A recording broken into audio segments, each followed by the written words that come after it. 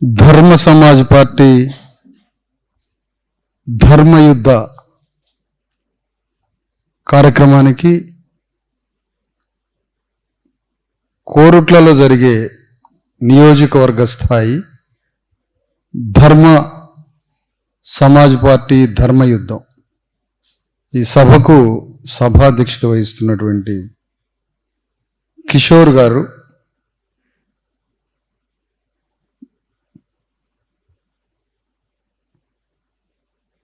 వారి పార్టీ వారి బాధ్యత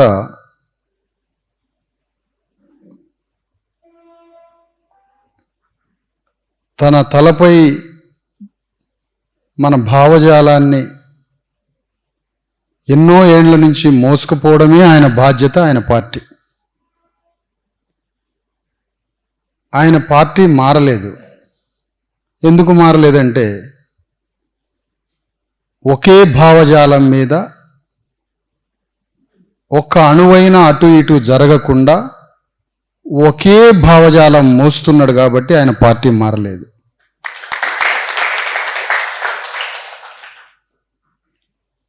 మరి ఎవరి పార్టీలో ఉన్నాడు అంటే అంబేద్కర్ పార్టీలో ఉన్నాడు ఆయన.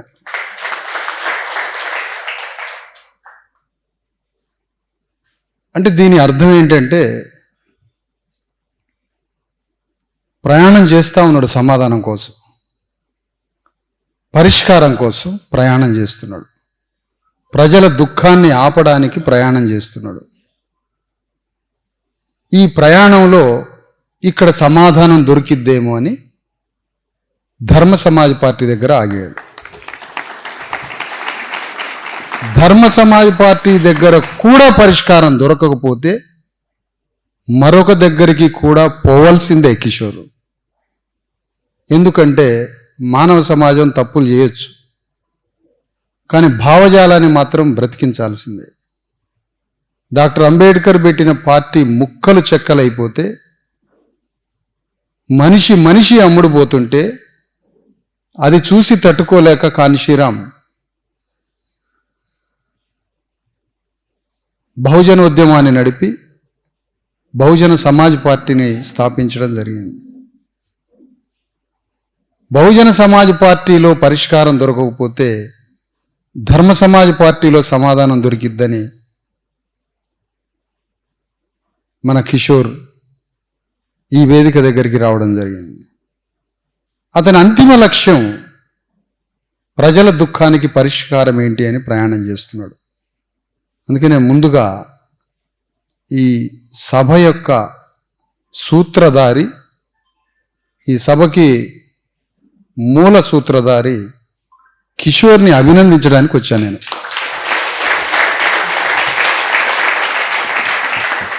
కిషోర్ లాంటి వాళ్ళని అన్వేషించడానికి నేను ప్రయాణం చేస్తున్నా. దొరికిన కిషోర్ని అభినందించడానికి ఇక్కడికి వచ్చాను. ఆయన స్నేహితుడు ముజాహిద్దీన్ గారిని కూడా అభినందించాలి. కిషోర్ యొక్క భావజాల బృందం, భావజాలంతో ఏకీభవించిన వేదిక మీద ఉన్న బృందం, ఆయన స్నేహితుల్ని కూడా చూడాలని ఇక్కడికి వచ్చాను. ఈ సందర్భంగా కొన్ని మాటలు మాట్లాడుకోవాలి. వేదిక మీద ఉన్నటువంటి Srikanth regional in charge party secretary, సభాధ్యక్షులుగా ఇప్పటిదాకా మాట్లాడిన బొబ్బిలి కిషోర్ గారు, దోమకొండ రాజన్న గారు, గ్రామ పెద్దలు, విలేజ్ డెవలప్మెంట్ కమిటీ. అంటే దోమకొండ రాజన్న గారు విలేజ్ డెవలప్మెంట్ కమిటీకి చైర్మనా, సభ్యుల? పెద్దలు. ఓకే. మీరా గంగాధర్ గారు రజక సంఘం నాయకులు, మంగళి లక్ష్మణ్ గారు మాజీ ఉప సర్పంచ్, గంగపుత్ర సంఘం నాయకులు. అనకుండా సర్పంచ్ కాడ ఆపితేంది ఈ మాట. మంగళి లక్ష్మణ్ గారు మాజీ ఉప సర్పంచ్ అని ఆగుదాం అక్కడ వరకు.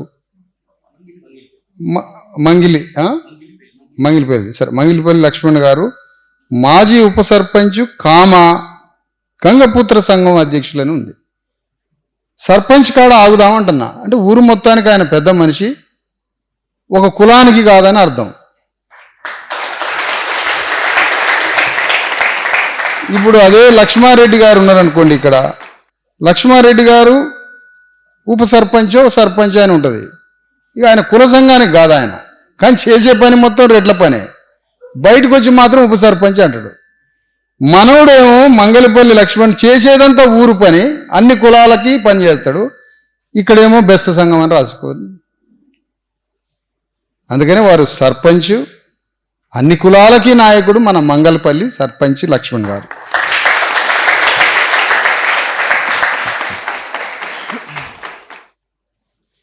తర్వాత శ్రీనివాస్ దేవరి ఏంటన్నా ఇంటి తప్పు కొట్టారు, దేవతి శ్రీనివాస్ గారు బహుజన ముక్తి పార్టీ జిల్లా అధ్యక్షుడు.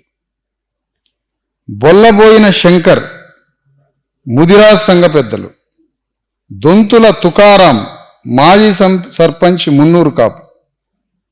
గుజ్జరి ప్రకాష్ బిఎస్పి సీనియర్ నాయకులు. తుమ్మెల సామ్యేల్ మాలకుల పెద్దలు.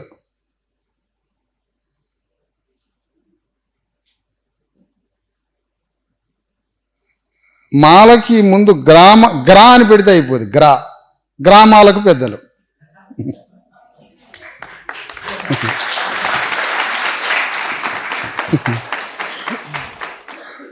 ఆరుమూరు ఎల్లన్న మాదిగ కుల పెద్దలు. Tandra Ajay youth leader. Kaleshwar Rakesh youth leader.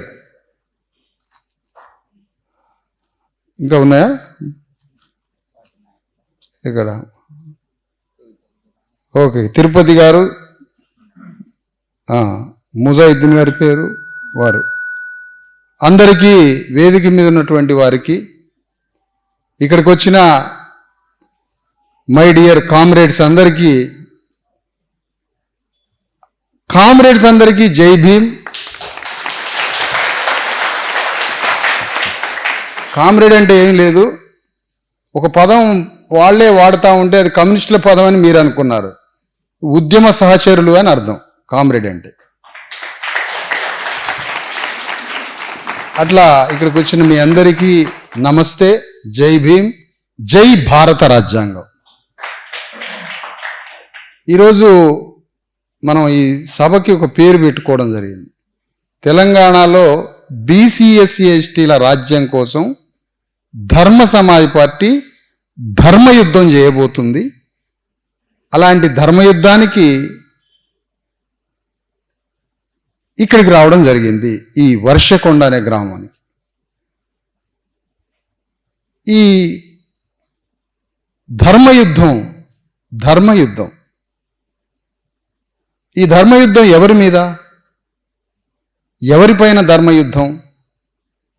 ఈ భూమి, ప్రకృతి, కొండలు, గుట్టలు, ఈ సెలయేళ్ళు, ఈ అనంతమైనటువంటి పంచభూతాలు, ఈ ప్రకృతి ఎవడి సొత్తు కాదు. ఇది ఏ ఒక్కడి సొత్తు కాదు. ఈ భూమి, ఈ ప్రపంచం, ఇది మనందరి సొత్తు. ఈ భూమండలం మీద బ్రతుకుతున్న వందల వేల కోట్ల మంది ప్రజలందరి యొక్క ఆస్తి ఈ భూమండలం. ఇది ఏ ఒక్కడి సొత్తు కాదు. ఈ భూమిని ఏ 10 మందైనా, ఏ 5గురైనా ఆక్రమించినా, ఈ భూమిని, ఈ సంపదని ఏ 10 మందో, ఏ 20 మందో ఆక్రమిస్తే, ఆక్రమించిన వాడి మీద యుద్ధం చేయడమే ధర్మయుద్ధం అంటారు.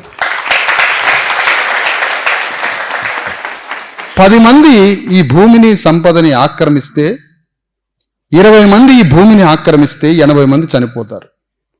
ఎందుకంటే సంపద 10 మంది 20 మంది దగ్గర ఉన్నప్పుడు అది లేని వాళ్ళు చనిపోతారు. ఇది సహజమైన సూత్రం. ఇది మరి ఆక్రమించేటువంటి ఒక వర్గం, ఆక్రమించే ఒక సమూహాన్ని సాంస్కృతికంగా మార్చాలమ్మా, ట్రాన్స్ఫార్మ్ చేయాలి. కల్చరల్గా వాళ్ళని సాంస్కృతికంగా మార్చాలి, మనం ఈ భూమండలాన్ని ఎవరి సొత్తు కాదు, ఇది మనందరి సొత్తు.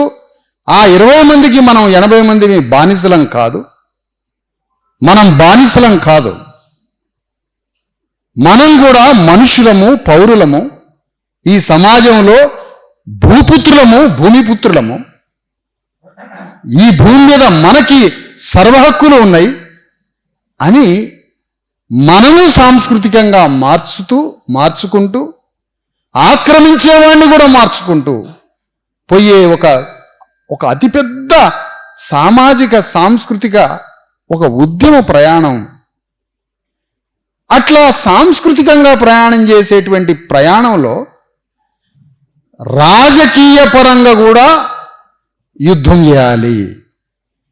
రాజ్యాధికారాన్ని కూడా పట్టుకొని రాజ్య అధికారం అనే ఆయుధంతో ఆ 20 మంది చేతిలో ఉన్న భూమిని, సంపదని విడిపించాలి. ఆ విడిపించడానికి సాంస్కృతిక పరివర్తన ఒక్కటే పనికిరాదు. దానికి రాజ్యం కూడా తోడైతే, అధికారం తోడైతే, సైన్యం తోడైతే, చట్టం తోడైతే, అధికారం, చట్టం, సమస్త ఆయుధాలు తోడైతే ఆ 20 మంది చేతిలో ఉన్న సంపదని, ఆస్తిని, భూమిని, సర్వ సంపదలని, పోగుబడ్డ వాటిని విడుదల చేసి 80 మందికి పంచి ఒక సోదర సమాజాన్ని కట్టడానికే ధర్మాన్ని పార్టీగా మార్చడం జరిగింది. ఈ పదబంధం, ధర్మం ఏంటి, పార్టీ ఏంటి, ఎక్కడన్నా ఉందా ఈ 2 పదాల పదబంధం? ధర్మం అంటే ధర్మాన్ని నిలబెట్టడానికి పార్టీ కావాలి. ధర్మాన్ని నిలబెట్టడానికి ధర్మం మఠాల ద్వారా చెప్తే కుదరదట, ధర్మం సన్నాసులు చెప్తే కుదరదట. ధర్మాన్ని రాజకీయ నాయకుడే చెప్పాలి. అది ఎట్లా చెప్పాలంటే సామ్రాట్ అశోక చక్రవర్తి లాగా చెప్పాలి. సామ్రాట్ అశోక చక్రవర్తి లాగా రాజకీయం చేయాలి. సామ్రాట్ అశోక చక్రవర్తి రాజకీయం ఎట్లా చేశాడో అట్లా రాజకీయం చేసి రాజ్యం అనే ఆయుధంతో సామ్రాట్ అశోక చక్రవర్తి ఎట్లా అయితే ప్రపంచానికి ఒక ఆదర్శ రాజ్యం ఎట్లా ఉండాలనో సాంస్కృతికంగా, సామాజికంగా, రాజకీయంగా ఒక సమాజాన్ని ఎట్లా నిర్మించాలో దాన్ని చూపించిన మొట్టమొదటి భూగోళం మీద ఏ రాజ్యం ఉంది అంటే సామ్రాట్ అశోక చక్రవర్తి రాజ్యం. ఇక్కడ మేధావులైన వారు కమ్యూనిస్టు పార్టీ యొక్క లక్ష్యం ఏంటి అని మార్క్స్ని అడిగినప్పుడు మార్క్స్ చెప్పింది ఏంటంటే అసలు అంతిమంగా కమ్యూనిస్టు పార్టీ ద్వారా వచ్చిన రాజ్యంతో ఆదిమ సమాజాన్ని తయారు చేయడమే మార్క్స్ యొక్క రాసినటువంటి కమ్యూనిస్టు మేనిఫెస్టో యొక్క లక్ష్యం. ఆదిమ సమాజం ఏదైతే ఉందో దాన్ని తయారు చేయడమే అంటాడు మార్క్స్. కానీ విషయం ఏంటంటే అశోకుడి యొక్క చరిత్ర మార్క్స్ ఉన్న టైంలో తెలవదు కాబట్టి మార్క్స్ యొక్క అంతిమ లక్ష్యం ఆదిమ సమాజం అని చెప్పాడు. ఒకవేళ సామ్రాట్ అశోక చక్రవర్తి అనే మూలవాసి భారతదేశంలో ఒక పెద్ద రాజ్యాన్ని నిర్మించాడన్న సంగతే మార్క్స్కు తెలిసుంటే కమ్యూనిస్టు పార్టీ లక్ష్యం అశోకుడి రాజ్యం అని చెప్పి ఉండేవాడు. అది చెప్పి ఉన్నట్టయితే మన అయ్యలు, మన తాతలు జగిత్యాల పోరాటంలో పాల్గొనకపోయేటోళ్ళు, సాయుధ పోరాటంలో పాల్గొనకపోయేటోళ్ళు, మన అయ్యలు, తాతలు, ముత్తాతలు రక్తం దారపోసి సావకపోయేటోళ్ళు, ఎన్కౌంటర్లలో మన అన్నలు, అన్నదమ్ములు, అక్కలు, తమ్ముళ్ళు మనందరం సావకుండా బతికేటోళ్ళం. మన రాజ్యాన్ని అంబేద్కర్ ఆయుధాలతో తెచ్చుకునేవాళ్ళం. పొరపాటు జరిగింది. అందుకని ఇక్కడ ప్రధానంగా బానిస మనస్తత్వంతో బ్రతికినంత కాలం మార్గం దొరకదు.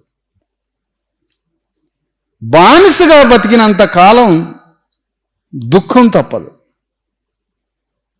తెలంగాణ అంటే చాలామంది దాశరథి చెప్పిండట తెలంగాణ కోటి రతనాల వీణ అని. ఇది శుద్ధ అబద్ధం. ఎవరికి కోటి రతనాల వీణ? భాగ్యనగరంలో చార్మినార్ దగ్గర ముత్యాలు, వజ్రాలు, పగడాలు రాసులుగా పోసి అమ్మిన చరిత్రట. ఎవరి ఆ పగడాలు, ఎవరి ఆ ముత్యాలు, ఎవరి ఆ వజ్రాలు, ఎవరిది ఆ కోటి వీణ, రతనాల కోటి వీణ? మనది కాదే. తెలంగాణ అంటే మనకి ఏమిటి అర్థం? తెలంగాణ అంటే దుఃఖమే.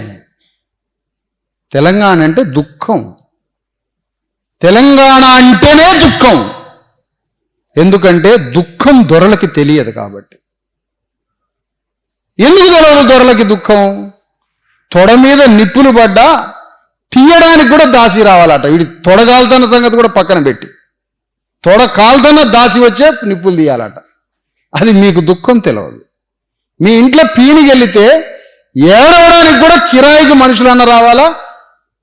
లేదా ఆ ఊర్లో అమాయకులు మాకు ఇంత పువ్వాకు పెట్టిండు, మాకు అయ్యా ఇంత సారపోయించిండు, మా అయ్య అప్పుడు బువ్వ పెట్టిండు అని మనమే ఏడవాలా? వాడి కొంపలు ఎవడు ఏడవాడు? ఇది మనం అనుభవించిన దుఃఖం.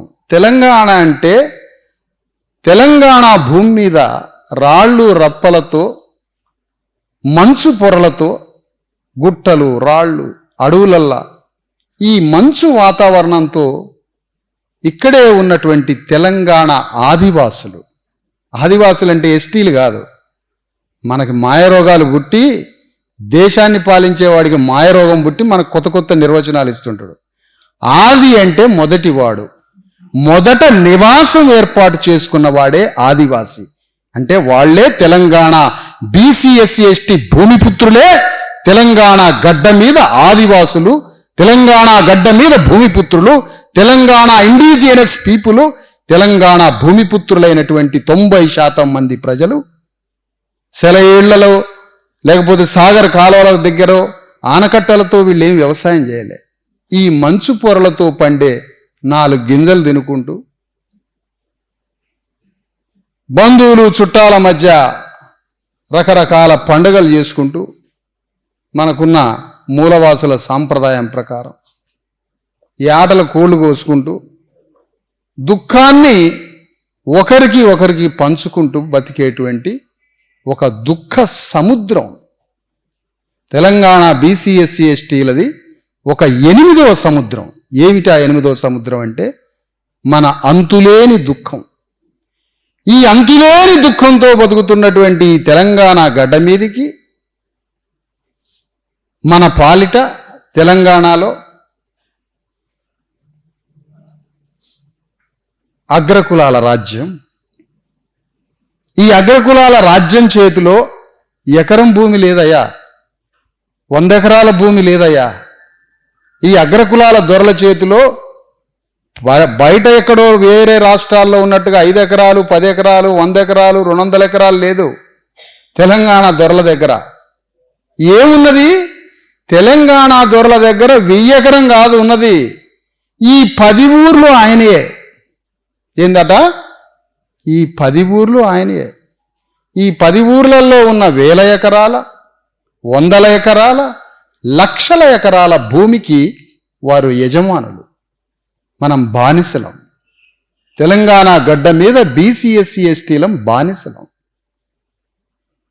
ఇలాంటి బానిసని ఇక్కడున్నటువంటి బంధువులు, స్నేహితులు, ప్రాణానికి ప్రాణమిచ్చే ఒక మూలవాసులైన బీసీ ఎస్సీ ఎస్టీ ఒక బంధువర్గం అంతా బానిస సమాజంగా ఈ దొరల కింద బతికింది. సేమ్ ఈ దొరల సెటప్ని ఇంత కూడా డ్యామేజ్ చేయకుండా ఆ దొరల సెటప్పే ఇక్కడ పాలించిన నిజాం నవాబులు కావచ్చు, కుతుబ్షాహీలు కావచ్చు, ఎవరైనా కావచ్చు, ఇక్కడికి వచ్చినటువంటి బ్రిటిషోడు కావచ్చు, ఒకళ్ళు వస్తే ఈ సెటప్ని ఇంతే ఉంచి తెలంగాణ గడ్డని పాలించారు. దొరలకేం పోలే. అయినా ఈ తుర్క రాజ్యం పోవాలని వాళ్ళు అగ్రకులాలు భావించి ఈ ముస్లింల రాజ్యం పోవాలని దాశరథి గారు ఆయన మీద యుద్ధం చేస్తున్నట్ట. దాశరథి గారు ఎవరి మీద? నిజాం నిరంకుశ వైఖరి మీద. నిజాం నిరంకుశ వైఖరి మీద దాశరథి రంగాచారి యుద్ధం చేస్తారట.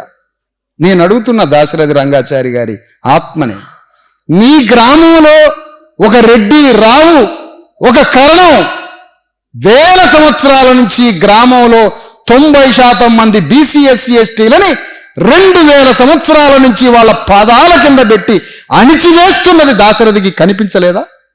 నువ్వు నిజాం గురించి మాట్లాడుతున్నావు. ఈ ప్రశ్నకి సమాధానం ఉందా? నిజాం కర్కశ నిరంకుశ విధానాలకి వ్యతిరేకంగా తెలంగాణ గడ్డ మీద సాయుధ పోరాటం, తెలంగాణ గడ్డ మీద ఒక పెద్ద పోరాటం నిజాం నవాబుల మీద. మరి ఈ గ్రామాలలో దొరలు, రెడ్లు, రావులు మన మీద పాదం పెట్టి నలుపుతున్నది వీళ్ళకి కనపడలేదా? మీకు కనపడలేదా? మీరు తెలంగాణ ప్రాంతానికి పెద్ద మనుషులంటే మేము కూడా అదే ఫాలో అవుతున్నాం. అందుకని ఇక్కడ మనం మాట్లాడుకోవాల్సింది, బానిస మనస్తత్వం నుంచి బయటకు వచ్చినప్పుడు సత్యం తెలుస్తుంది. సత్యం తెలిసినప్పుడు బానిస మనస్తత్వం నుంచి బయటకు వస్తాం. ఎవరి గురించి మాట్లాడుతున్నారు? ఎవరితో మాట్లాడుతున్నారు? ఎవరి ప్రయోజనాల కోసం ఎవరి కోసం మాట్లాడుతున్నారు? చాలా జాగ్రత్తగా మనం అర్థం చేసుకోవాల్సిన అవసరం ఉంది. ఒక ఆఫ్రికా దేశంలో సామ్రాజ్యవాదులు ఇంగ్లీష్ వాళ్ళు వచ్చారు ఆఫ్రికా దేశానికి. ఆఫ్రికాలో అంతా మూలవాసులు, అక్కడి దేశంలో ఉన్నటువంటి నల్లవాళ్ళు మూలవాసులు. వాళ్ళతో సుదీర్ఘ ప్రార్థన మొదలుపెట్టారట, ప్రేయర్ చేయడం మొదలుపెట్టారట. ఇంగ్లీష్ దేశం వాళ్ళు ఆఫ్రికా వచ్చి ప్రార్థన స్టార్ట్ అయిందట. నల్లవాళ్ళంతా కూర్చున్నారట, తెల్లవాళ్ళంతా వేదిక మీద కూర్చున్నారట. ఇక ప్రార్థన మొదలుపెట్టారట. ఈ ప్రార్థన, సుదీర్ఘ ప్రార్థన అయిపోయేసరికి ఈ సౌత్ ఆఫ్రికాలో నల్లవాళ్ళ చేతిలో ఉన్న భూములన్నీ తెల్లవాళ్ళ చేతిలోకి వచ్చినాయట. ఈ తెల్లవాళ్ళ చేతిలో ఉన్న బైబిల్ మొత్తం నల్లవాళ్ళ చేతిలోకి వచ్చినాయట ఆమెను అనగానే. సుదీర్ఘ ప్రార్థన కదా ఇది. ఈ 1-2 గంటల ప్రార్థన కాదు ఇది సుదీర్ఘ ప్రార్థన. ఈ సుదీర్ఘ ప్రార్థన అయిపోయేసరికి నల్లవాళ్ళ భూములు తెల్లవాళ్ళ చేతిలోకి వచ్చినాయి, తెల్లవాళ్ళ బైబిల్స్ వీళ్ళ చేతిలోకి వచ్చినాయి. అంటే ప్రార్థనలోకి బానిసపోతే ఇగో ఈ గతి పట్టింది. ఈ మాట చాలా మందికి ఆనందం కలగవచ్చు. ఇక ఈ దేశానికి స్వాతంత్రోద్యమం అని బయలుదేరింది ఒక ఆయన. దేశానికి స్వాతంత్రోద్యమం అని. దేశానికి స్వాతంత్రోద్యమం అంటే మళ్ళీ అందులోకి పోయినాం మనమందరం దేశ స్వాతంత్రం అనే పోరాటంలో పోయేసరికి ఈ దేశానికి స్వాతంత్రం రావాలని తిరిగినాం.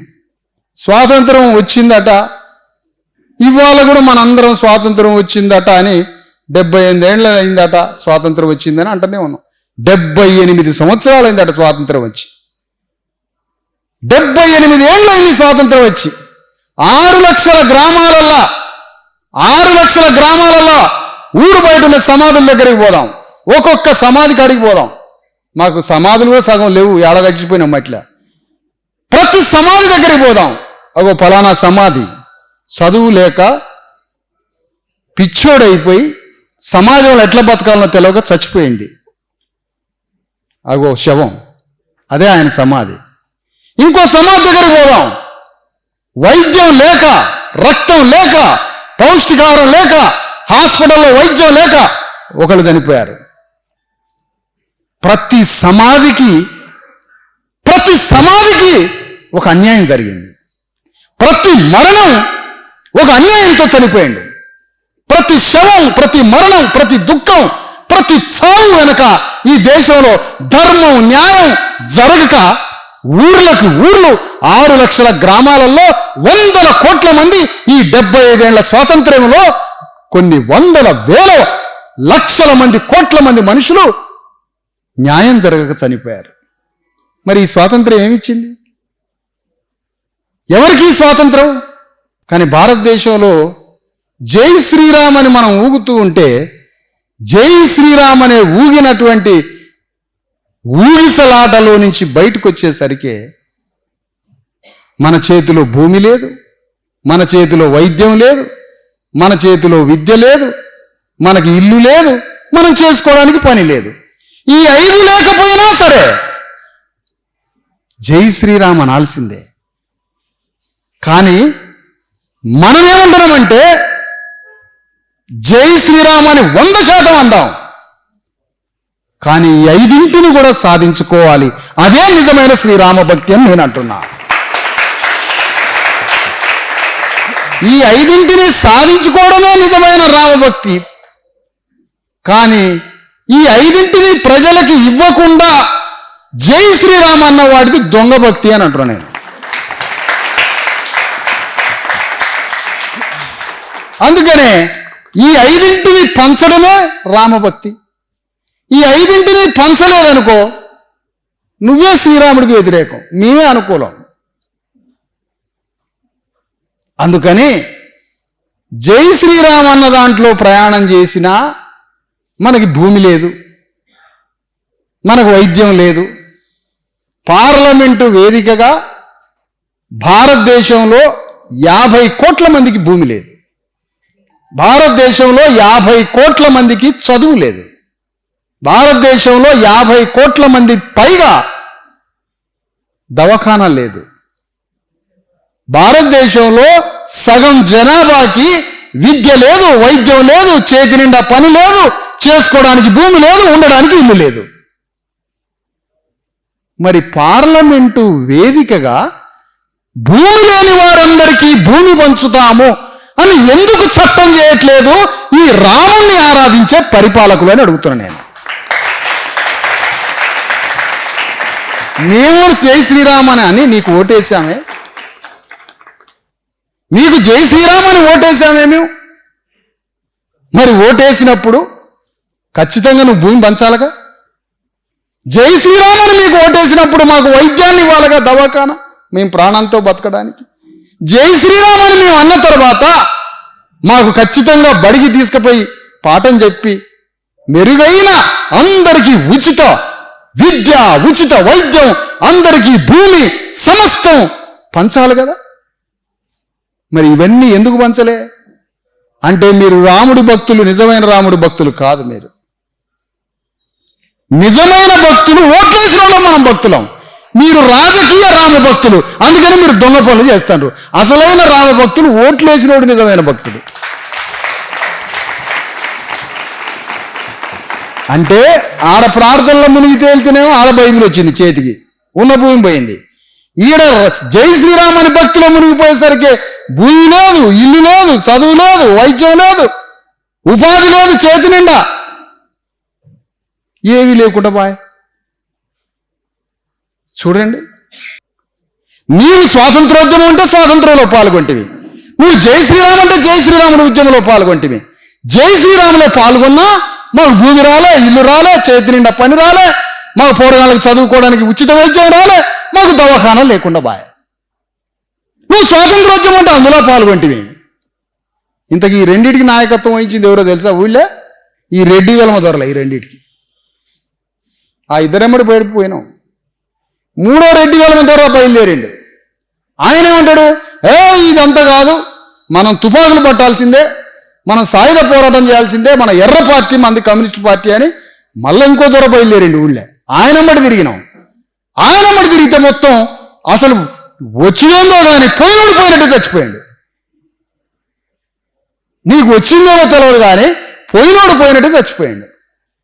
కానీ కమ్యూనిస్టు పార్టీలో నాయకత్వం మాత్రం వారిది అదే అగ్రస్థానంలో నిలబడ్డారు. అది ఊళ్ళో దొరయ్య నాయకత్వం వహించిండు. ఈ కమ్యూనిస్టు పార్టీలో ఏమవుతూ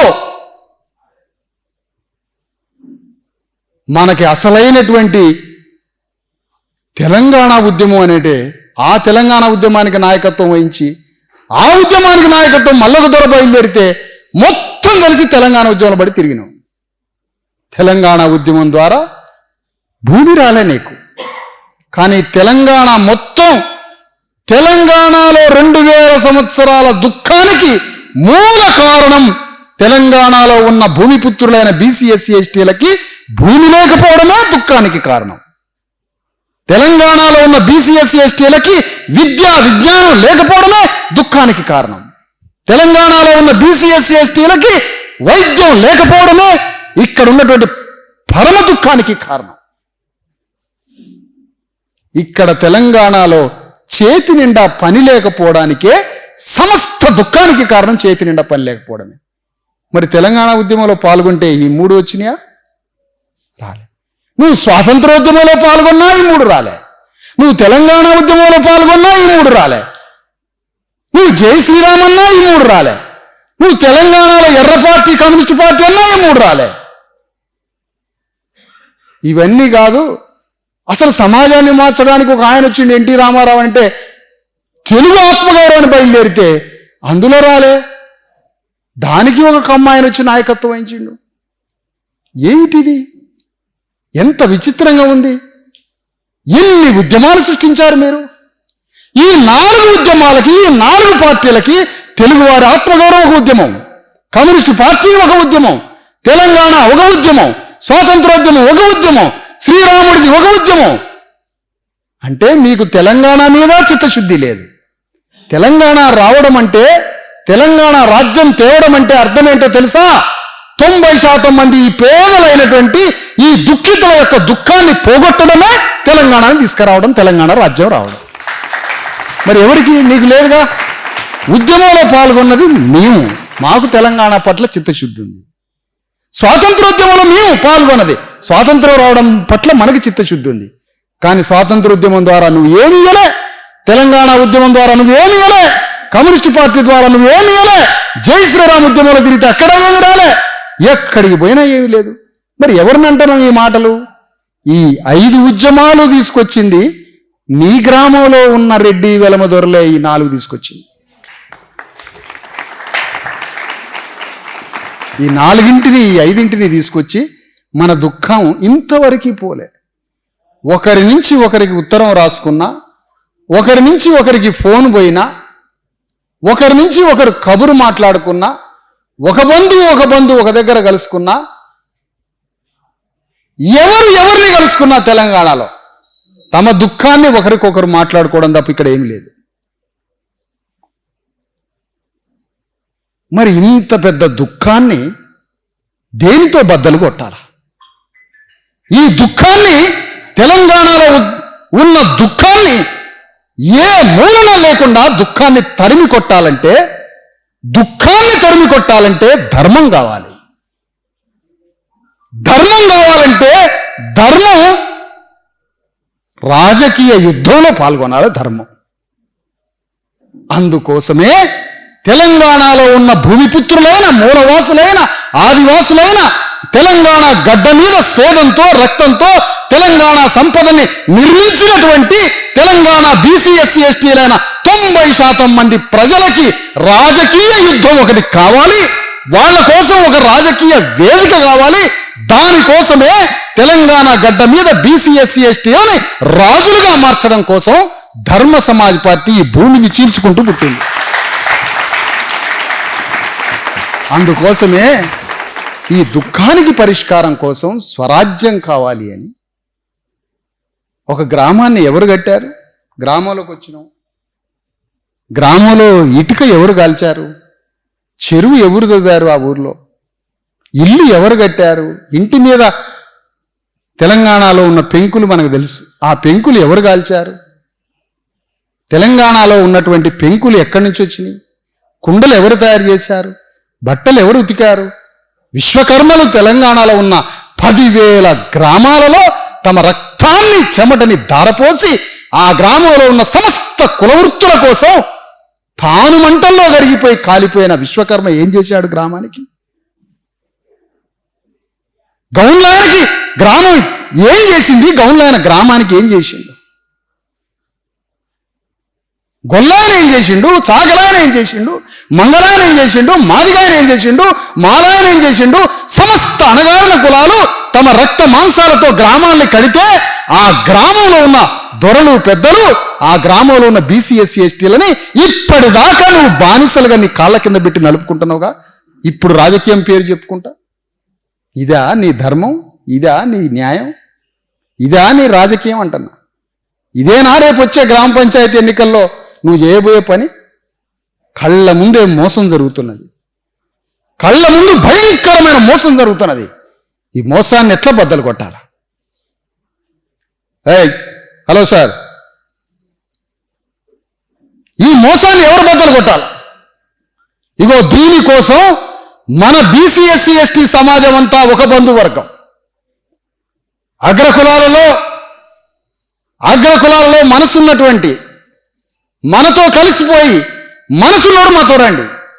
అలాంటి అగ్రకుల ప్రజాస్వామ్యవాదులు బీసీ ఎస్సీ ఎస్టీలు అందరం కలిసి మన రాజ్యాన్ని నిర్మాణం చేసుకోవాలి. నీ రాజ్యం వచ్చినప్పుడు మాత్రమే తెలంగాణలో భూమి నువ్వు పంచుకోగలవు. నీ రాజ్యం వచ్చినప్పుడే. నీ రాజ్యం రానంత వరకు నువ్వు ఒక అంగుళం భూమిని పంచుకోలేవు. అందుకని ఈ 5ంటికి సంబంధించి కాంగ్రెస్ గ్యారెంటీలు ఏమైనా ఉన్నాయా? భూమి ఉందా? ఉచిత వైద్యం ఉందా? ఉచిత విద్య ఉన్నదా? ఏమీ లేదు. మరి ఏంటి? బస్సులో ఫ్రీగా ఎక్కడానికా ఈ ప్రభుత్వాన్ని స్థాపించింది? బస్సులో ఫ్రీగా ఎక్కడానికా ఇంత పెద్ద రాజ్యాన్ని, ఈ రాజ్యం ఒక దొర నుంచి ఒక దొరకి మార్చడానికి?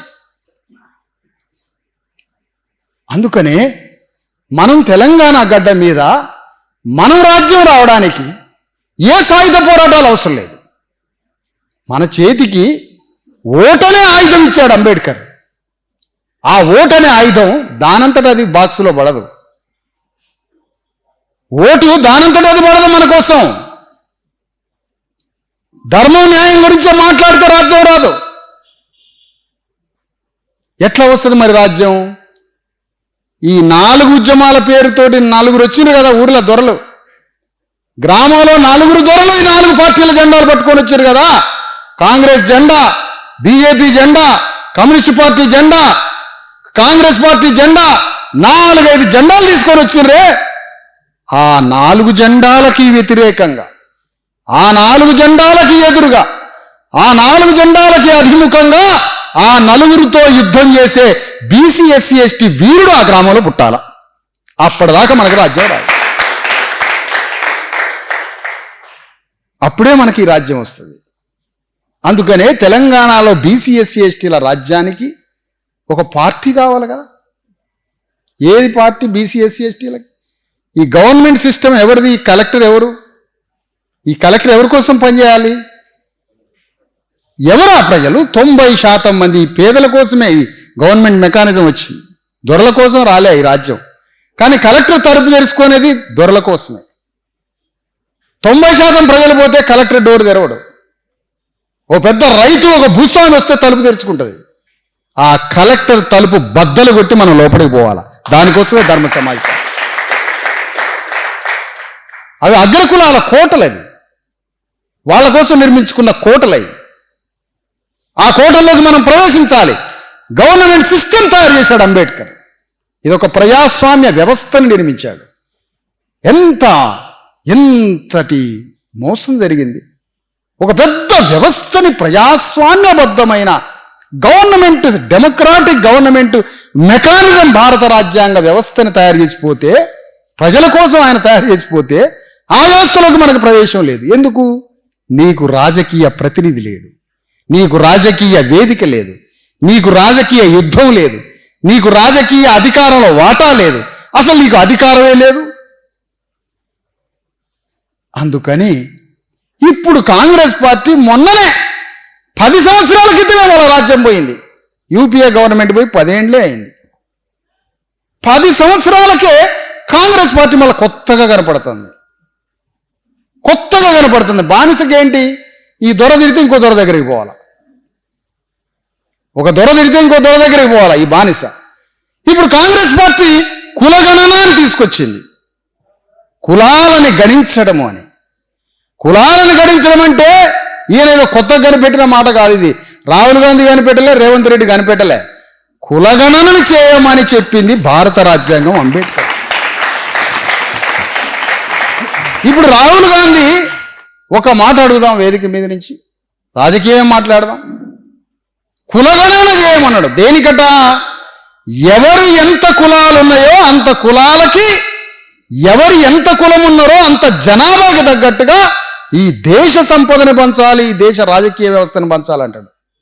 అయ్యా రాహుల్ గాంధీ, నువ్వు కాశ్మీరు పండిటు బ్రాహ్మణుడివి, ఈ దేశంలో నీ కులం జనాభా 0.1, నీ పార్లమెంటులో నీ పార్టీకి నాయకత్వం వహించేది 0 ఉన్న కాశ్మీరీ బ్రాహ్మణుడు ఇప్పుడు లోక్సభలో పార్లమెంటులో రాహుల్ గాంధీ నీ పార్టీకి నాయకుడు. ఇదేనా నీ కులగణన? నీ కులగణన ఇదేనా అంటున్నా?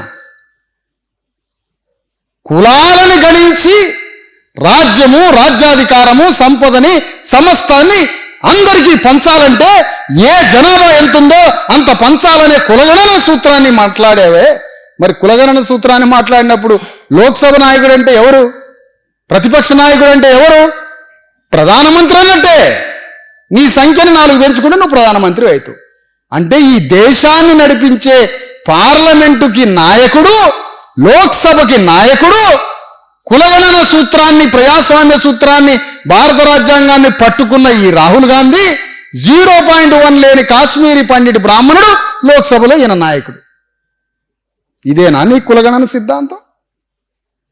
కులగణనని సిద్ధాంతాన్ని రోజు మాట్లాడుతున్న తెలంగాణలో నీ పార్టీకి ముఖ్యమంత్రి, తెలంగాణ ప్రభుత్వానికి 2-3% లేని రెడ్లు తెలంగాణకి ముఖ్యమంత్రి పీఠం అప్పచెప్తావా?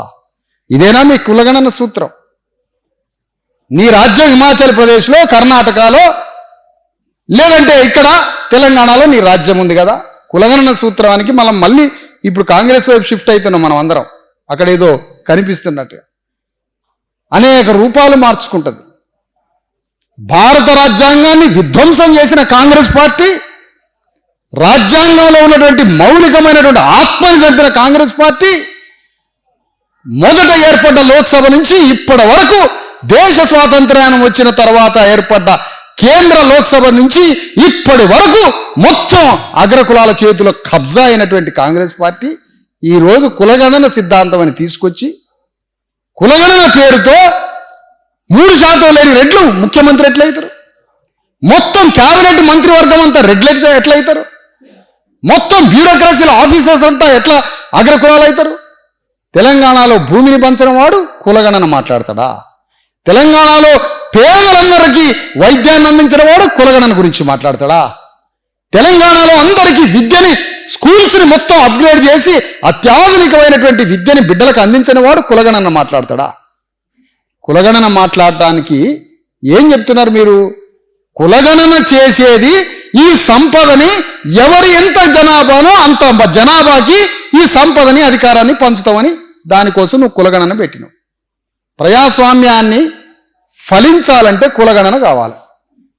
మరి కులగణన చేసేవాడు నీ లోక్సభలో, పార్లమెంటులో నాయకత్వం అగ్రకులాలదే, నీ రాష్ట్రానికి, తెలంగాణకి ముఖ్యమంత్రి అగ్రకులవే. తెలంగాణలో నీ ప్రభుత్వం ద్వారా భూమి పంచేది లేదు, విద్య లేదు, వైద్యం లేదు, ఏమీ లేదు. ఏంటి రోజు పేపర్ల మాటలలో తిరుగుతూ ఉంటుంది మన మైండ్. టీవీలలో వచ్చే దాంట్లో తిరగడం, యూట్యూబ్లలో తిరగడం, కాసేపు వార్తలలో రాజకీయం అంతా వాళ్ళ గురించి ఆలోచించడం, 2 సినిమాలు 2 జోకులు చూడటం, సాయంత్రం అయిపోతుంది, పడుకుంటున్నాం. కానీ నీ రాజకీయం ఏంటి? దీని గురించి మనం మాట్లాడలే. అంటే కాయా కష్టం చేసుకొని వచ్చి ఒక 1000 రూపాయల నోట్లు 10-100 నోట్లు వస్తున్నాయి. ఇవాళ కూలి చేసుకునే 2 కూలీ పని చేస్తే 10 నోట్లు వచ్చే సంగతి అంబానీకి తెలిసిపోయింది. రిలయన్స్ ట్రెండ్ అని బట్టల దుకాణం గ్రామ స్థాయికి కూడా పెడుతున్నాడు. ఎందుకు? నీ చేతికి వచ్చిన 1000 రూపాయలు కొట్టేయాల. నీ చేతికి వచ్చిన 1000 రూపాయలు అనేక మంది ఆ 1000 రూపాయలు కొట్టేసుకొని పోవాలి. అందులో మందుకు 400 రూపాయలు వెళ్ళిపోవాలి. ఒక ఐఏఎస్ ఆఫీసర్ ఎట్లా పంచాలి సార్ డబ్బులు? ఎట్లా వీళ్ళకి పింఛన్లు ఇవ్వాలి? పింఛన్లు ఎట్లా ఇవ్వాలి అని అడిగితే ముఖ్యమంత్రిని ఎట్లా ఇచ్చేది ఏముంది? సారా అమ్మి సారా వచ్చిన డబ్బులతో పింఛన్లు ఇవ్వమన్నాడు. ఇదేనా రాజ్యం? రోజు శ్రమించి రక్తాన్ని ధారపోసి పనిచేసినటువంటి కూలీ వాడి దగ్గర 500 రూపాయలు కూలీ వస్తే అందులో 300 రూపాయలు పెట్టి తాగితే ఆ పైసలతో రాజ్యాన్ని నిర్మిస్తాడా ఎవడన్నా? ఇంత బేకూఫ్ గవర్నమెంట్ తెలంగాణలో, దేశంలో ఇంత బడ్డు ప్రభుత్వం ప్రపంచంలో ఎక్కడన్నా ఉందా? కూలీల డబ్బులతోటి, సారా డబ్బులతోటి గవర్నమెంట్ నడపడమా? ఇదే ఆ రాజ్యం, ఇదే ఆ దేశం. అంటే ఈ దేశ సంపద మొత్తం నిర్మిస్తున్నది మనం కాదా? ఊరిని కట్టింది మొన్నటిదాకా మనమేనా? అప్పుడు గవర్నమెంట్ లేదు, 70 ఏళ్ల క్రితం గవర్నమెంట్ లేదు. మరి ఊరిని కట్టింది ఆ రోజు మనమే. ఒక విశ్వకర్మ, ఒక సాగలాయన, ఒక మంగళాయన, ఒక మాలాయన, ఒక మాదిగాయన, ఒక వడ్రంగ, సమస్త కులాలు కలిసి ఊరిని కట్టినా కూడా వాడికి తిండి లేదు. ఊరిని కట్టినోడికి అన్నం లేదు, గంజినీళ్ళు తాగి బతికేది. గంజినీళ్ళు బతికి ఊరిని కట్టిన బానిసలకి అంబేద్కర్ ఓటు హక్కిచ్చి ఊరినే పరిపాలించు, దేశాన్ని పరిపాలించు, రాజ్యాన్ని పరిపాలించు, నీ బానిసత్వాన్ని బద్దలు కొట్టుకొని నీ ఊరిని ఏలినటువంటి దొరలని సమాధి కట్టి నువ్వే రాజ్యాన్ని ఏలని ఆ గ్రామంలో ఉన్న 90% బానిసల చేతిలో మనకి ఓటు పెట్టాడు అంబేద్కర్. కానీ ఇక్కడ అంబేద్కర్ది కాదు తప్పు, రాజ్యాంగానికి కాదు తప్పు, అగ్రకులాలది అంతకన్నా కాదు తప్పు. ఎవరిది తప్పు? మనం నాయకత్వం వహించకపోవడమే మన తప్పు.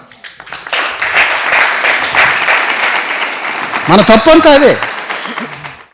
కాబట్టి నీకు సోయి లేకుండా అయిపోతుంది, నీకు జరిగిన అన్యాయం నీకు తెలవకుండా అయిపోతుంది.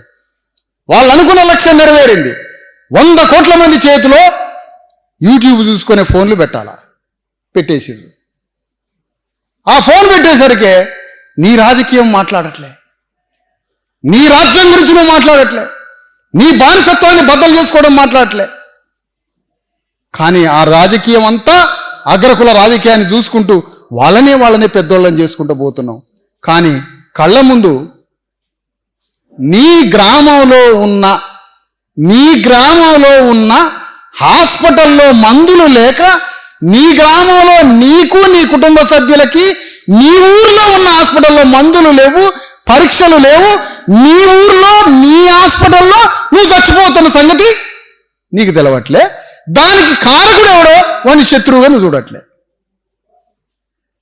నీ గ్రామంలో హాస్పిటల్లో మందులు లేకపోవడానికి కారణం రేవంత్ రెడ్డి కారణం. నీ గ్రామంలో హాస్పిటల్లో మందులు, పరీక్షలు, అన్నం పెట్టడం లేకపోవడానికి కారణం మొన్నటిదాకా పరిపాలించిన కేసీఆర్, ఇప్పుడు పరిపాలించిన రేవంత్ రెడ్డి, అంతకుముందు పరిపాలించిన చంద్రబాబు నాయుడు, అంతకుముందు పరిపాలించిన రాజశేఖర్ రెడ్డి, వీళ్ళందరూ కలిసి నీ గ్రామంలో ఉన్న హాస్పిటల్ని ధ్వంసం చేసి పైకి హాస్పిటల్ కట్టి హాస్పిటల్ పేరు మీద చంపుతున్నారు. నీ గ్రామంలో ఉన్న స్కూలు బిడ్డలకి కడుపులో ఇంత పౌష్టికాహారం తిండి పెట్టట్లే మధ్యాహ్నం పూట. దానికి కారణం ఈ ముఖ్యమంత్రి. ఇది రావటలే మన మైండ్కి. నీ కళ్ళ ముందు హాస్పిటల్ చచ్చినా, నీ కళ్ళ ముందే స్కూల్లో నీ బిడ్డలకి చదువు రాకపోయినా, నీ ఊర్లో నీ చేతిలో పని లేక పైసలు లేకపోయినా, నీవు అదే రేవంత్ రెడ్డి, ఆ రేవంత్ రెడ్డి ఎమ్మడి తిరిగే నీ ఊర్లో ఉన్న నాయకుడు అంటే తిరుగుతున్నావు. అదే కేసీఆర్ ఎమ్మడి తిరిగే నీ ఊళ్ళో నాయకుడు ఎమ్మడి తిరుగుతున్నావు.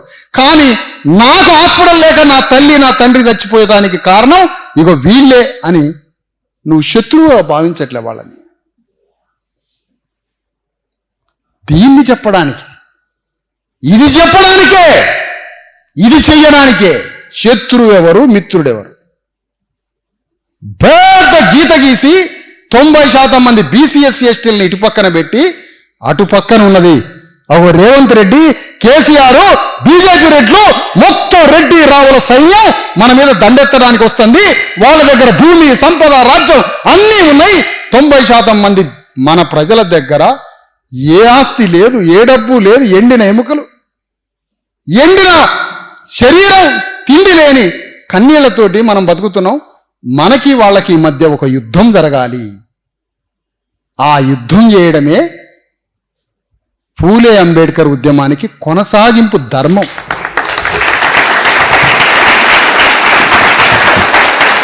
అదే ధర్మం. మన ధర్మం అంటే ఏది? అదే ధర్మం. ఏం చేస్తుంది ధర్మం అంటే ఏంటి? ధర్మాన్ని నీ బిడ్డకి ఇవ్వడానికి ధర్మం. ధర్మం నీ బిడ్డకి ఇవ్వడానికి, కడుపున పుట్టిన బిడ్డకి నువ్వు భూమి ఇవ్వలేవు, ఆస్తి ఇవ్వలేవు. ఏమిస్తావు నీ వారసత్వ ఆస్తి? ధర్మాన్ని ఇవ్వడం ఏంటి? అంబేద్కర్ నీ చేతిలో ధర్మాన్ని పెట్టిండు కాబట్టి నువ్వు ఇవాళ భూమి మీద బతుకుతున్నావు. ఆ ధర్మమే భారత రాజ్యాంగ ధర్మం. పెట్టిండుగా ధర్మాన్ని. ఆ ధర్మాన్ని నీ బిడ్డకి మళ్ళీ అంటే నీ ఉద్యమాన్ని కొనసాగించడమే ధర్మం. ఆ ధర్మానికి రాజకీయం తోడు కావాలి. ధర్మాన్ని గెలిపించడానికి రాజకీయం కావాలి. ధర్మం గురించి ఇంటి ముందు మాట్లాడితే కుదరదయా. సత్యం గురించి, న్యాయం గురించి ఇంటి ముందు నలుగురు కూర్చోబెట్టి కబుర్లు పెట్టుకుంటే కుదరదు.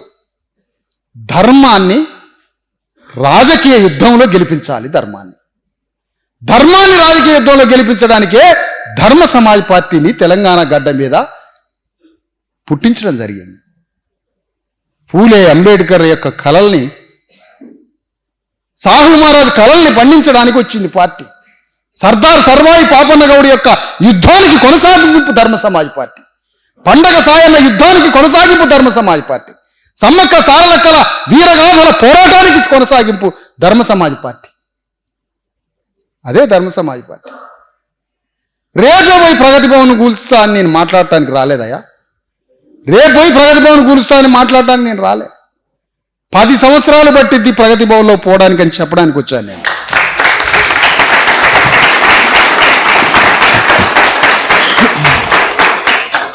ఎందుకంటే అది 3 గంటల సినిమా కాదు సార్, మీరు చెప్పారు.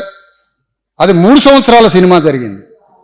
అందుకని 3 సంవత్సరాల సినిమా కాదు, 3 గంటల సినిమా కాదు, 30 ఏళ్ల సినిమా కాదు. ఇది జీవితం, ఇది నిజం, ఇది సత్యం, ఇది భ్రమ కాదు. అందుకని నేనేం కోరుతున్నానంటే, తెలంగాణ గడ్డ మీద నీ తల్లిదండ్రులు, నీ అన్నలు, నీ పెదనాన్నలు, నీ పెదమ్మలు, నీ అయ్యలు, తాతలు, ముత్తాతలు, ఇగో ఇప్పుడు చెప్పిన అన్ని ఉద్యమాల్లో మోసపోయినాం.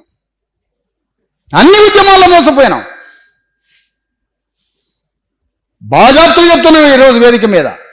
కమ్యూనిస్టు పార్టీ, నిజమైన కమ్యూనిస్టు పార్టీ సిద్ధాంతం మాకున్నది.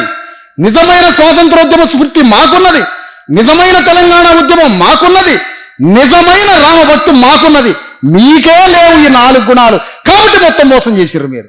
నిజంగా నువ్వు రాముడు భక్తి వాడి అయితే, నిజంగా ఈ రాజ్యాన్ని పరిపాలించే వాడికి నిజంగా రామభక్తే ఉంటే, ఈ దేశాన్ని పరిపాలించే బీజేపీ వాళ్ళకి నిజంగా రామభక్తే ఉంటే, ఈ దేశంలో ఉన్నటువంటి అణగారిన ప్రజల మొత్తానికి భూమిని పంచు, ఈ దేశంలో ఉన్న అణగారిన ప్రజల మొత్తానికి వైద్యం చేయించు, ఈ దేశంలో ఉన్న అణగారిన వర్గాల ప్రజలందరికీ బిడ్డలకి ఉచితంగా విద్యనివ్వు, ఈ దేశంలో ఉన్న అణగారిన వర్గాల ప్రజల చేతిలోకి పనివ్వు. చైనాలో నువ్వు ఏ సూపర్ మార్కెట్ కన్నా పో, ప్రతి వస్తువు కొన్ని లక్షల కోట్ల రకాల వస్తువులు తయారవుతాయి. అక్కడ వస్తువులు తయారు చేయడానికి అక్కడ ప్రభుత్వాలు ప్రజల చేతిలో వస్తువులు తయారు చేయించేటట్టుగా ప్రోత్సహిస్తున్నారు. కానీ ఇక్కడ తెలంగాణలో ఏం జరుగుతుంది? ఎవడు కంపెనీ పెడుతుండో తెలియదు. ఎవడు కాగ్నిజెంట్ అట, నిన్న ఓపెనింగ్ అయింది. 45,000 ఉద్యోగాలట. అసలు ఈ లెక్కలన్నీ కేసీఆర్ టైంలో కంపెనీలు వస్తున్నాయి, అందులో లక్షల ఉద్యోగాలు అంటారు. ఒకసారి లెక్క తీసి చూస్తే భారతదేశ జనాభా కన్నా ఎక్కువ ఉద్యోగాలు వచ్చినాయి. మొత్తం కూడితే భారతదేశ జనాభా కన్నా ఎక్కువ ఉద్యోగాలు వచ్చింది తెలంగాణలో. ఎవడో కంపెనీ వాడు వస్తాడు, ఆ కంపెనీ వాడు రాగానే 1,00,000 కోట్ల పెట్టుబడి, 10,000 కోట్ల పెట్టుబడి, లక్షల ఉద్యోగాలని ఈనాడు పేపర్, ఆంధ్రజ్యోతిలో పెద్దగా రాస్తారు. అసలు వాడు ఎక్కడ కంపెనీ పెట్టిండు, ఎన్ని వేల కోట్ల పెట్టుబడి తీసుకొచ్చిండు, అక్కడ ఎన్ని ఉద్యోగాలు వచ్చినాయి అని చూడటానికి మనకు ఓపిక ఉన్నదా? లేదు. ఎందుకంటే మనం ఫోన్ దగ్గర ఉన్నాం. అసలు వచ్చిన వాడిది ఏ ఊరు? వాడు చైనానా, నీ ఊర్లో ఉన్న గుర్ఖాకి కోట్ వేసుకొని తీసుకొచ్చారా? అది తెలియదు మనకి. వాడు చైనా నుంచి వచ్చినట్టు చైనా. మన ఊళ్ళో ఉన్న గుర్ఖాకే కోట్ వేయించి నువ్వు ఎయిర్పోర్ట్లో నుంచి బయటికి రావాలంటే వీడి పోయి సెకండ్ ఇచ్చి తీసుకొని వస్తున్నావు. ఎవడు తెలుసు? మనకు తెలియదు కదా అది. అంటే ఇన్ని మోసాలు చేసి తెలంగాణలో ఇన్ని కంపెనీలు అని చెప్పి ఇప్పుడు వచ్చిన ప్రభుత్వం కూడా ఇప్పుడు అదే పని చేస్తుంది. కాగ్నిజెంట్ అనే కంపెనీ ఇవాళ ప్రారంభమైంది, ఏదో ఒక యూనిట్ అన్నారు, అందులో 45,000 ఉద్యోగాలు అన్నారు. నేను అడుగుతున్న రేవంత్ రెడ్డి ప్రభుత్వాన్ని, ఆ కాగ్నిజెంట్ 45,000లో నా బీసీఎస్సీ ఎస్టీలకి ఎన్ని ఉద్యోగాలు ఉన్నాయని అడుగుతున్నా. ఎన్ని ఉద్యోగాలు? అసలు ఎక్కడికి వస్తున్నాయి ఈ ఉద్యోగాలు? మన చేతిలో మీరు లెక్కలు చెప్పిన ఉద్యోగాలే పేపర్లలో వస్తే దుబాయ్ పోయే గతి మాకెందుకు పట్టింది? ఇట్లా దుబాయ్ పోయి దుబాయ్లో పనిచేసి ఎప్పుడు ఈ 78 ఏళ్ల స్వాతంత్రం కానించి మనం దుబాయ్లో పోతున్నాం. మరి దుబాయ్ పోతున్నటువంటి ఇంత దుబాయ్ పోయి పనిచేసే వాళ్ళలో ఒక్క దొర, ఒక అగ్రకులం వ్యక్తి ఉన్నాడా? లేడు. ఏంటి అసలు ఇది? అందుకనే దీనికి పరిష్కారం, ఇగో ఈ దేశాన్ని, రాజ్యాన్ని పరిపాలిస్తున్నటువంటి రాజ్యంలో నీ ప్రతినిధులు ఉండాలి, రాజ్యంలో నీ వాటా ఉండాలి, అధికారం నీ చేతిలో ఉండాలి అనేది ధర్మ సమాజ్ పార్టీ ధర్మయుద్ధం. దానికోసమే ఈ పార్టీ వచ్చింది. అందుకనే రేపు గ్రామ పంచాయతీ ఎన్నికల్లో మాట్లాడబోతున్నాం మనం. గ్రామాన్ని ఎవరు కట్టారు, గ్రామాన్ని ఎవరు నిర్మించారు, అలాంటి గ్రామాన్ని నిర్మించినటువంటి 90% మంది బానిసలు గ్రామాన్ని కట్టి గ్రామాన్ని నిర్మిస్తే ఇంకా బానిసలుగా ఎందుకు మిగిలిపోయారు, ఆ బానిసలు దుబాయ్ ఎందుకు పోతున్నారు, ఆ బానిసలు హైదరాబాద్ ఎందుకు పోతున్నారు, ఆ బానిసలు ఎందుకు ఇంకా బానిసలుగా బతుకుతున్నారు, ఇంకా ఆ ఊర్లో నీ రాజకీయం ఎందుకు కొనసాగుతుందని మాట్లాడడానికి బయలుదేరబోతున్నా. అందుకనే ఒక మనిషి, ఒక రాజకీయ ధర్మం ఉండాలి. ఒక మనిషి, హైదరాబాదులో ముస్లిం వర్గం ఉన్నది, వాళ్ళ ఓటు అమ్ముకోవటంలే. హైదరాబాద్లో వాళ్ళు ఒక 2 పార్లమెంట్ సభ్యుల్ని, ఒక 8 మంది ఎమ్మెల్యేలని, ఒక 40 మంది కార్పొరేటర్లని మొత్తాన్ని గెలిపించి హైదరాబాద్ని వాళ్ళ చేతిలో పెట్టుకున్నారు. మరి ఒక మాట అడుగుతున్నాం, ఎంఐఎం పార్టీతో కేసీఆర్ స్నేహం చేస్తాడు, ఎంఐఎం పార్టీతో కాంగ్రెస్ పార్టీ స్నేహం చేస్తుంది. ఎంఐఎం పార్టీ పెట్టుకున్నది తమ ముస్లింల ప్రయోజనాల కోసం, తమ ముస్లింల భద్రత కోసం. ఏ పార్టీ వాడు, ఏ అగ్రకులం వాడు మాకు న్యాయం చేయలేదు కాబట్టి తుర్కోలం మేమే పార్టీ పెట్టుకున్నాం అన్నాడు. సింపుల్గా ఈ మాట బీసీ ఎస్సీ ఎస్టీలకి ఎందుకు అర్థం కావట్లేదు అని అంటాను. బీసీ ఎస్సీ ఎస్టీలకి ఎందుకు అర్థం కావట్లే?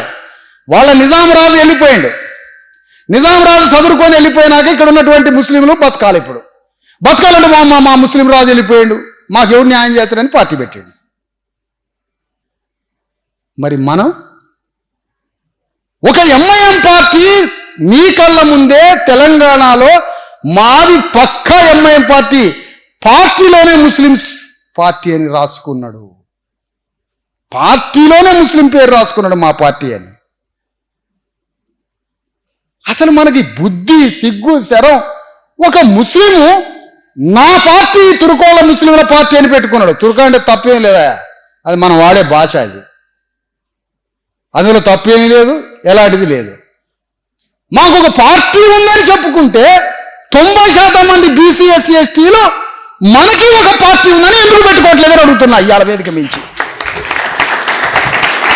మనకి ఒక ఎందుకు రాజకీయం లేదు? నువ్వు బానిసగా గ్రామంలో నీకు రాజకీయం ఎందుకు లేదు? అందుకనే తెలంగాణలో మన బీసీ ఎస్సీ ఎస్టీల రాజ్యం కోసం ఒక యుద్ధం జరగాలి. అదే ధర్మయుద్ధం. ఆ ధర్మయుద్ధం చేయడానికి తెలంగాణ గడ్డ మీద జరుగుతున్నటువంటి ఈ పోరాటమే ఇప్పుడు ఈ ధర్మ సమాజ్ పార్టీ యొక్క లక్ష్యం. ధర్మయుద్ధం ద్వారా తెలంగాణలో మన బీసీ ఎస్సీ ఎస్టీల రాజ్యాన్ని ఏర్పాటు చేయడానికి వచ్చింది. అందుకనే ఈ తెలంగాణలో, ఈ దేశంలో జరుగుతున్న ఏ ఉద్యమంలో నువ్వు పాల్గొన్నా బలిపశువు అవుతున్నావు తప్ప, బలిపీఠం అయిపోతున్నావు తప్ప నీకు ఎక్కడ దేశంలో, రాజ్యంలో, తెలంగాణలో నీ వాటా అంటూ ఏమీ లేదు. అందుకని ఈరోజు తెలంగాణ గడ్డ మీద కేసీఆర్ రాజ్యం, తెలంగాణ రాజ్యం పేరు మీద తెలంగాణ సాధిద్దామని పేరు మీద రాజ్యం వచ్చింది. తెలంగాణ పేరు మీద రాజ్యం వస్తే అందులో పాల్గొన్నామా? మరి కాంశీరామ్ వచ్చి బీసీ ఎస్సీ ఎస్టీలకు రాజ్యం అన్నప్పుడు కేసీఆర్ ఎందుకు పాల్గొనలేదని అడుగుతున్నా. ఈ మాట ఎవరైనా అడిగారా? కాంశీరామ్ వచ్చినప్పుడు బీసీ ఎస్సీ ఎస్టీలకి రాజ్యం కోసం పోరాటం చేద్దామన్నప్పుడు, బీసీ ఎస్సీ ఎస్టీలే తెలంగాణని, ఆంధ్రప్రదేశ్ని పరిపాలించాలని కాంశీరామ్ ఉద్యమించినప్పుడు తెలంగాణకి నాయకత్వం వహించిన ఒక్క రెడ్డి రావు కాంశీరామ్ అంటే ఎందుకు నడవలే? ఎవరికన్నా అర్థమైందా ఇది? కాంశీరాము బీసీ ఎస్సీ ఎస్టీలే ఈ రాజ్యాన్ని పరిపాలించాలన్నప్పుడు తెలంగాణకి నాయకత్వం వహించిన ఈ రెడ్డి రావులు కాంశీరామ్ అంటే ఎందుకు రాలేదంటే, కాంశీరామ్ తెచ్చే రాజ్యం బీసీ ఎస్సీ ఎస్టీలకు కదా, మేమెందుకు అందులోకి రావాలా అని వాడు రాలే. మరి మనకి వచ్చే తెలంగాణ ఉద్యమం ద్వారా వచ్చే రాజ్యం రెడ్డి రావులది కదా, మేమెందుకు దాంట్లో పాల్గొనాలని మనం ఎందుకు అడగలే? నేను అడిగిన కాబట్టి నేను పాల్గొనలే, అందులో నాకు ఆ చైతన్యం ఉంది కాబట్టి నేను పాల్గొనలే. అంటే నువ్వు తెలంగాణ ఉద్యమంలో దిగుతావు. తెలంగాణ ఉద్యమం అయిపోయినాక ఇప్పుడు 5వ ఉద్యమం వచ్చింది, అదే ప్రజాపాలన ఉద్యమం. ప్రజాపాలన, ఈ రాజ్యాన్ని దించాలి, ప్రజాపాలన తీసుకురావాలి. అది ప్రజాపాలన కాదు, అది రెడ్డి పాలన, అది పటేళ్ల పాలన. అది రెడ్డి పాలన, అది ప్రజాపాలన కాదు. ప్రజాపాలన అంటే మళ్ళీ అటుపోతుంది. రేవంత్ రెడ్డికి ఎన్ని ఓట్లు వచ్చినాయో సాగర్లో, హుజూరాబాద్లో 2 నియోజకవర్గాల్లో కాంగ్రెస్ పార్టీకి ఎన్ని ఓట్లు వచ్చినాయో ధర్మ సమాజ్ పార్టీకి కూడా అన్ని ఓట్లు వచ్చినాయి. కానీ మన ప్రజలకు అర్థం కాలే, అమ్మా 3,000 తీసుకొచ్చిందిరా ఈ పార్టీ, ధర్మ సమాజ్ పార్టీ పునాది అప్పుడే పడుతుంది, 3,000 తీసుకొచ్చుకుంది నాగార్జున సాగర్లో, ఇక్కడేంది మునుగోడులో. కాబట్టి మన బీసీ ఎస్సీ ఎస్టీలు అందరం కలిసి ఈ పార్టీని పైకి తీసుకొస్తే మన రాజ్యం వస్తుంది అని మనకు చైతన్యం రాలే. కానీ అక్కడ ఇక్కడ 3,000 ఓట్లు వచ్చినటువంటి కాంగ్రెస్ పార్టీ రెడ్లంతా ఒక దగ్గర కూర్చొని ఈ పార్టీని మనందరం మోస్తే తెలంగాణలో మన రెడ్డి రాజ్యం వస్తుంది అని ఆ రెడ్లందరికీ చైతన్యం ఉంది కాబట్టి రాజ్యానికి వచ్చిన వాళ్ళు. అందుకని ఇప్పుడు మనం ఈ చైతన్యంతో ప్రయాణం చేయాలి. మన నాయకత్వం కూడా క్షత్రియులుగా మారాలి. మనం కూడా గ్రామ ప్రజలని, మన తరఫున ప్రజల్ని, నీ సమూహాన్ని ఒక ఏర్పాటు చేసుకోవాలి. నీ శిబిరాన్ని, నీ గ్రామంలో నీ శిబిరం, నీ బీసీ ఎస్సీ ఎస్టీల జనాన్ని నువ్వు పోవేయాల్సిందే. వాళ్ళ నిరంతర దైనందిన రోజు వారి జీవిత కష్ట సుఖాల మధ్య ఈ నాయకుడు పెరిగి పెద్ద కావాలి. వాళ్ళని వదిలించుకొని, వాళ్ళని కాదని, వాళ్ళని దూరం పెట్టి కేవలం బీసీ ఎస్సీ ఎస్టీ సైద్ధాంతికంగా మాట్లాడితే ఇక ఓట్లు లెక్క పెట్టుకోవాల్సిందే. ఇక మనం బీసీ ఎస్సీ ఎస్టీ ప్రజల యొక్క దైనందిన జీవితంలో, నీ మంచి చెడుల జీవితంలో పాల్గొని వాళ్ళ తరఫున వాళ్ళని కబళించే అగ్రకులాలతో యుద్ధం చేసినప్పుడు మాత్రమే నీ రాజ్యం వస్తుంది. దానికోసం వేస్తున్న బాటల్లో భాగంగానే ఈరోజు ధర్మ సమాజ్ పార్టీ ధర్మయుద్ధం వర్షకొండ గ్రామంలో ఏర్పాటు చేసి, మరి ఈ పార్టీ సిద్ధాంతాన్ని, ఈ పార్టీ ఆలోచన విధానాన్ని, ఈ పార్టీ లక్ష్యాన్ని, ఈ పార్టీ నాయకత్వాన్ని, ఈ పార్టీకి ఉన్న చిత్తశుద్ధిని అర్థం చేసుకొని ఈ భావజాలాన్ని నా ప్రాంతంలోకి కూడా తీసుకురావాలి, నా ప్రాంతంలో ఉన్న ప్రజల్ని కూడా ఈ పార్టీలోకి తీసుకురావాలి అని ఈ భావజాలం ఒక దగ్గర లేకపోతే ఏంటి, ఒక దగ్గర భావజాలం లేకపోతే ఏంటి, భావజాలం చనిపోదు, మరొక దగ్గర ఉంటుంది అని వెతుక్కొని వచ్చారు ఇవాళ కిషోర్ అండ్ బృందం. రండి ఈ ఉద్యమంలోకి, అందరినీ ఆహ్వానిద్దాం. రండి ధర్మ సమాజ్ పార్టీ ఉద్యమంలోకి అందరినీ ఆహ్వానిద్దాం. మన పార్టీ ఇది అని, మన ధర్మం ఇది, మనం చేయాల్సిన కర్తవ్యం, మన ధర్మం మనది అని పిలుచుకొని, మన పార్టీలోకి పిలుచుకొని ఈ పార్టీని పెంచి పెద్ద చేయాల్సిన బాధ్యత మన మీద. ఇదే పార్టీని మనం రాబోయే తరాల చేతిలో పెట్టాల్సింది. అదే మనం ఇచ్చే ధర్మం రాబోయే వారసులకి. అది పోరాటం అంటే. అందుకని ఈ పార్టీని చుట్టుపక్కల విస్తరించండి. రేపు రాబోయే గ్రామ పంచాయతీ ఎన్నికల్లో ఒక్క ఓటు కూడా కీలకమే. ఒక్క ఓటుతో కూడా గ్రామానికి బానిసపై గ్రామానికి రాజు కావచ్చు. ఒక్క ఓటుతో ఒక్క ఓటుతో కూడా అధికారం. కానీ ఈ ఓట్లని కొనుగోలు చేయడానికి హైదరాబాదులో ఉన్న రియల్ ఎస్టేటు తెలంగాణ మొత్తాన్ని హైదరాబాద్గా మారుస్తారట. తెలంగాణ మొత్తాన్ని హైదరాబాద్గా మార్చడం అంటే ఏం లేదు. భూములు మొత్తం వెలమదొరలు కొన్నారు మొన్న. ఇప్పుడు భూములు మొత్తం రెడ్డి దొరలు కొనబోతాను. తెలంగాణ మొత్తం హైదరాబాద్ నుంచి భద్రాచలం వరకు, హైదరాబాద్ నుంచి మక్తల్ వరకు, హైదరాబాద్ నుంచి ఆదిలాబాద్ వరకు, హోల్ తెలంగాణ మొత్తం హైదరాబాద్గా మార్చి భూముల్ని కొని, భూముల్ని పెంచి ఆ సంపద, ఆ ధనంతో శాశ్వతంగా రెడ్డి వెలమదొరలు రాజకీయం చేయాలని ప్రయత్నం చేస్తున్నారు. మరి ఏం చేయాలి దీనికి? ఇది మనం అర్థం చేసుకోవాల్సింది. అందుకని మనం మాట్లాడాల్సింది ఇంకా ఎన్నో ఉమ్మడి ప్రయోజనాల గురించి మాట్లాడాలి. ఎస్సీ రిజర్వేషన్ల వర్గీకరణ వచ్చింది. ఆ వర్గీకరణ తెలంగాణలో ఉత్తర భారతదేశంలో మాదిగలకి నష్టం.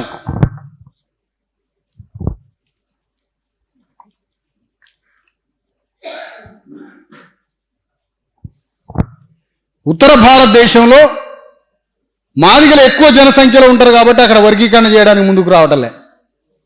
ఎందుకంటే అక్కడ మాదిగలు ఎక్కువ లబ్ధిదారులు కాబట్టి. తెలంగాణలో కూడా ఉత్తర భారతదేశం పరిస్థితే.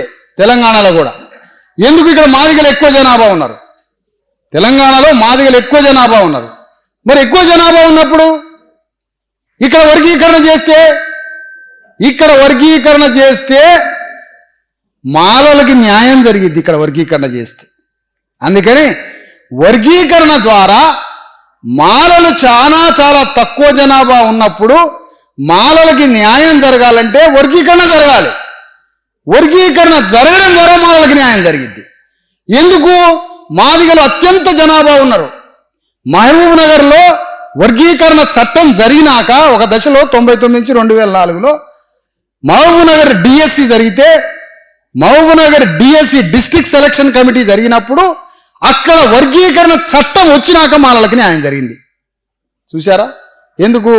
మహబూబ్ నగర్లో 90% మాదిగలు, నల్గొండలో 80% మాదిగలు, వరంగల్లో 70% మాదిగలు, కరీంనగర్లో 60% మాదిగలు, రంగారెడ్డి జిల్లాలో 70% మాదిగలు. అంటే చూసిండ్రా, వర్గీకరణ జరిగితే ఇక్కడ మాలలకి న్యాయం జరిగింది. ఈ విషయాన్ని మనం అర్థం చేసుకొని తొందరగా ముగించాలి ఈ సబ్జెక్టుని. ఈ సబ్జెక్టుని ముగించకపోతే ప్రయోజనం ఏంటి, లాభం ఏంటి, నష్టం ఏంటంటే ఊళ్ళో ఇద్దరు అన్నదమ్ములు కొట్టుకుంటుంటే ఈ పంచాయతీ చేస్తానని ఓ పటేల్ జొరబడి ఇద్దరు చంపుతాడు, తిప్పి వానికిన్న ఇద్దరు భూమిని గుంజుకుంటాడు, వాళ్ళిద్దరి ఇళ్లలో ఉన్న మనుషుల్ని గుంజుకుంటాడు, వాళ్ళ పిల్లల్ని బిడ్డల్ని భూమిని సంపదని గుంజుకొని చిక్కి శల్యం చేసి ఇద్దరు పీనిగల్ని వాడే బొంద పెట్టి ఆ బొంద మీద కుర్చీ వేసుకొని ఊరిని పారిస్తాడు. ఈ పంచాయతీని రేపే ముగించాలి. మాదిగలు బీసీలు అందరూ కలిసి రాజ్యాన్ని పట్టుకునే యుద్ధం చేసి అందరికి విద్య, వైద్యం, ఉపాధి, భూమి, ఇల్లు కోసం, ఐడెంటిటీ కోసం ఒక ధర్మ యుద్ధం చేస్తేనే అప్పుడు మన బతుకులు బాగుపడతాయి. లేదంటే నీ బతుకుని ఆ 10 ఏళ్ళ నీకు ఇచ్చిన 14 వీడి ఉద్యోగాలు వేసిన నాటికి, వీడు మొత్తం MBBS సీట్లు పంచిన నాటికి, వీడు కంపెనీలు పెట్టి గవర్నమెంట్ ఉద్యోగాలు ఇచ్చిన నాటికి, అందులో SC రిజర్వేషన్లు 14 ఇచ్చిన నాటికి, అందులో నీకు నాకు వాటా పంచిన నాటికి, ఆ పంచిండన్న కృతజ్ఞతతోటి మనం కాంగ్రెస్ పార్టీకి, బీజేపీకి పార్టీకి బానిస బతకడానిక ఈ డ్రామా నాటకాలు? ఊళ్ళ ద్వారా పిలిచిండు, ఊళ్ళ ద్వారా మనల్ని పేరు పెట్టి పిలిస్తేనే వానికి మద్దతు ఇస్తున్నాం. ఇప్పుడు ఈ చిన్నదానికి కృతజ్ఞత